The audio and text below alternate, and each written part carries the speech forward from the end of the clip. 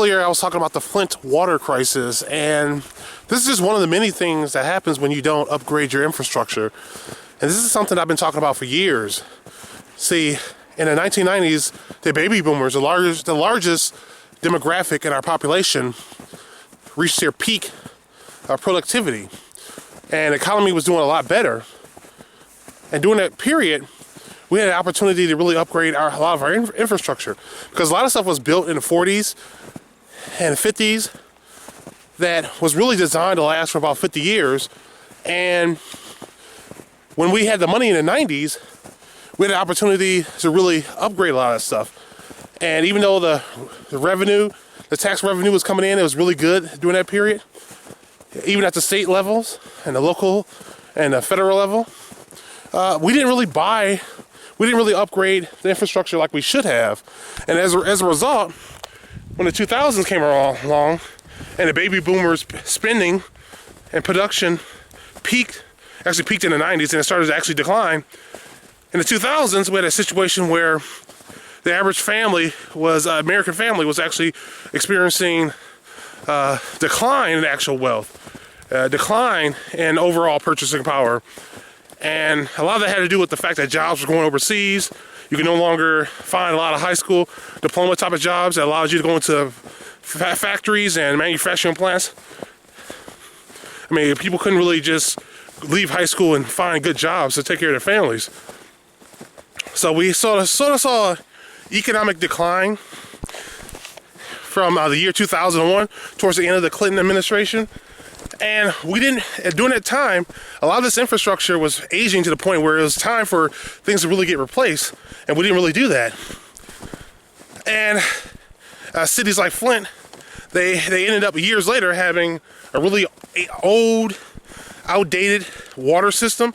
A lot of the infrastructure just wasn't replaced like it was supposed to, wasn't upgraded like it was supposed to. And it goes beyond water.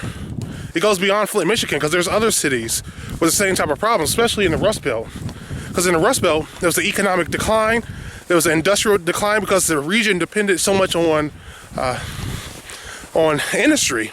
So when deindustrialization took effect, a lot of these cities were struggling to really just even pay their basic bills, much less serious, expensive infrastructure maintenance. So a lot of that has gone neglected for a long time. So you're going to see more stories like the Flint Water Crisis. It took a while for the Flint Water Crisis story to really hit the national level. I mean, there was reports nationally about what was going on, but people didn't really know about it until recently. People weren't really paying attention to it until recently. I mean, I had family there. I'm from Flint, Michigan, and people didn't even tell me what was going on. So I only found out when I went home for the holidays recently, last year, and my mom was like, "Can you pick up some water, some bottled water?" I was like, "What? Bottled water?" My mom doesn't drink bottled water. What's going on? And they told me what was going on there. So, yeah, there will be more infrastructure issues. There's other cities you just don't hear about it yet. You haven't heard about it yet, and that's the issue. It's what you don't know. You could be drinking water right now that's very questionable. Could be poisoning your water right now, and you might not even know it. I remember when I did that blog talk radio thing, I interviewed a guy from the Berkey water filter system, and I was talking about a collapse, why people should get a Berkey water system or some type of filter to filter water if there's some type of big national emergency. And he was talking about a lifestyle. He didn't want to really.